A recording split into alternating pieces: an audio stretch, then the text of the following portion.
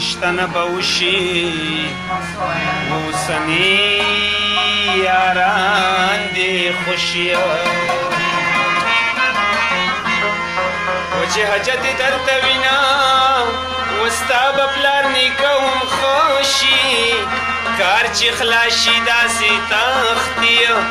و د لیندې نه لکه غشي و چې یاري په شمتالو شي وایه دا یاري بس شي نن خو دومره یاران ډېر شو ولکه سیند کې خاشي پشي وسخا بادام دی وایي نخلي او یو به ډکي سلبته شي په بېده دې ظاهر خاندي وخو پکې اوبه اوبه شي و نور په دغه لاره مزه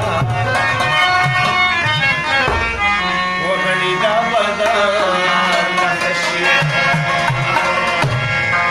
خیر دې روخ دې رانه